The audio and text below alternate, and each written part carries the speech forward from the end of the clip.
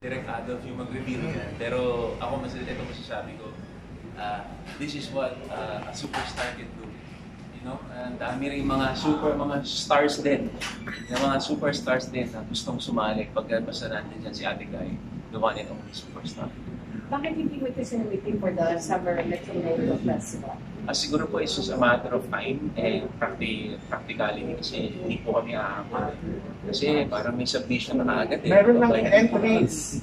Oo, kaya hindi po kami umabot pero that's the least of our concerns in terms of producing. Kasi nandiyan naman si Ate Guy, so basta tapusin na lang natin to.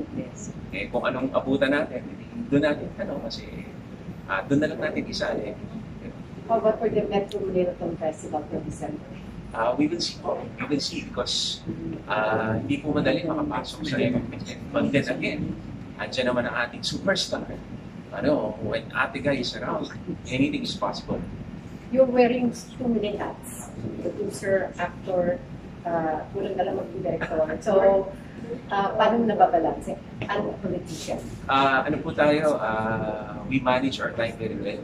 And the moment po na mag-day one kami ng shooting, I stopped becoming a producer. Hindi na po ako nakikialam sa production. Full trust na po ako sa line producer natin, sa mga assistant directors and director. I just focus on acting. Tapos I'm very, very fortunate kasi magagaling din po yung mga staff natin sa Congress, tapos ngayon po, counselor na lang ako. Marami po akong time. Meron sa social media na nag-post na nung makita ka raw yung billboard mo sa isang underwear, ayun, bumigay siya, lapit na na siya mag-out. Reaction pa rin na And actually, I was pleasantly surprised kasi pagising ko ng umaga, nakita ko ang dami na nag-forward sa akin ng link ng TikTok. And natuwa naman ako, ni-reveal niya yung journey niya, yung paano yung awakening niya. So ako I'm just happy to be part of someone's awakening. And ako naman bilang nung congressman po ako, nag-file, ako rin po isa nag-file sa SOGIP. We are always for equality and gusto natin sana marami pa ma-inspire para mahalin natin kung sino ka, yung totoo natin identity, at huwag natin maiisip na nag-iisa lang tayo. And lagi natin tandaan, marami nakakaintindi sa atin at gusto natin inclusive tayo palagi. Yung paano yung physical na paghahanda mo para dito sa Pieta, mas nagpapayat ka pa talaga para pagharap mo sa camera, mas yummy ka na talaga. Kasi sa time talaga, ang taba-taba mo eh. Taba-taba ako dati. Pero ngayon, dire-diretso lang yung natin, intermittent fasting natin, tsaka 1 meal a day. Wow. 1 meal a day lang tayo. Ilan na yung nabawas sa weight? Siguro mga from the last time, mga almost 10 pounds na from the last time natin. And patuloy lang to. And hindi lang naman physical yung preparation. Actually, mas madali pa nga mag-prepare physically.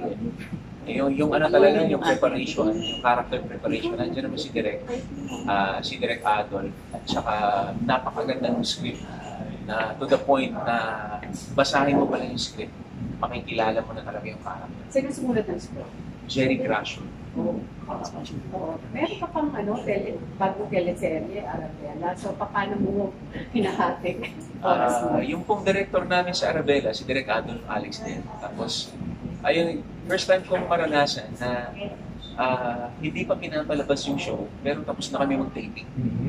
So ngayon po, wala po akong taping ngayon. I can fully concentrate here po sa Vienna. Natapos nyo na yung taping, no? Oo, na-can na talaga namin. Kumusta yung mga baguhang youngsters na katrabaho mo? Ay, magaling. Magaling. If there will come a time, ganito sila kagaling. If there will come a time na makakapag-produce ulit tayo, kukunin ko yung dalawang yun. Kasi napakahusay nila ng mga actress. Tsaka very professional. During the Zoom press ko ng Arabella, may nagtanong sa'yo, ready pa rin pa daw magpa-sexy. Gumawa ng mga sexy scenes.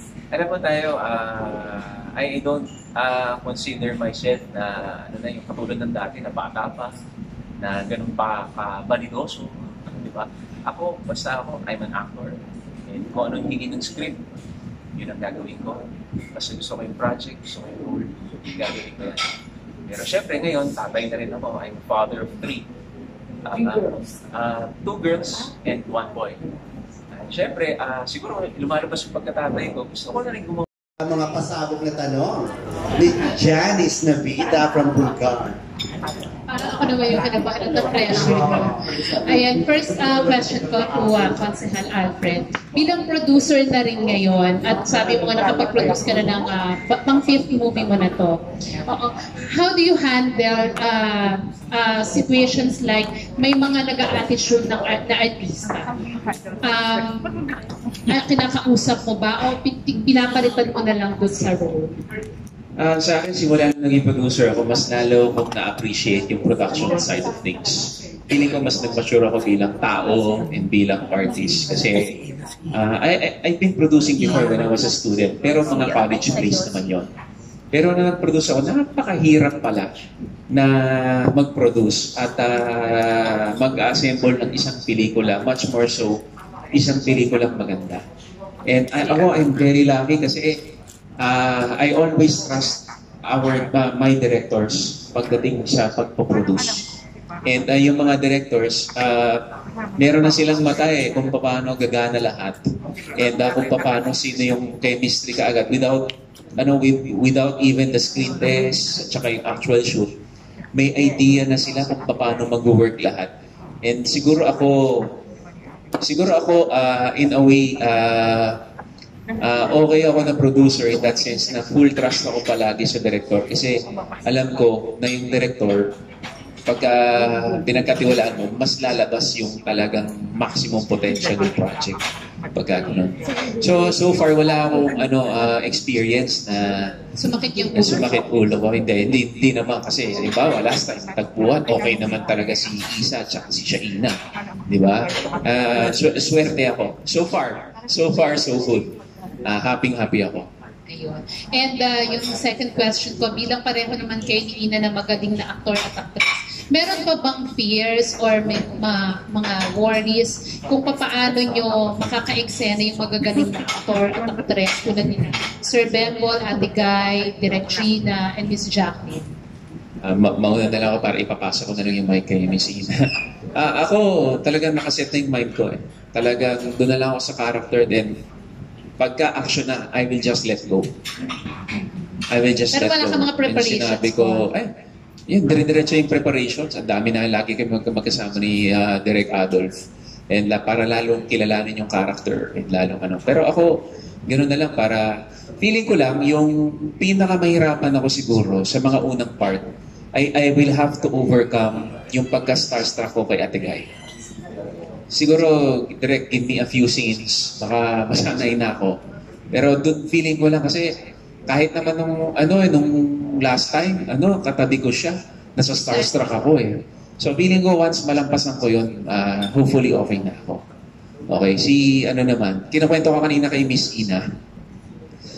Una ko siya nakita nung sa Bulacan, mga teenager ako, 14, 15 years old ako.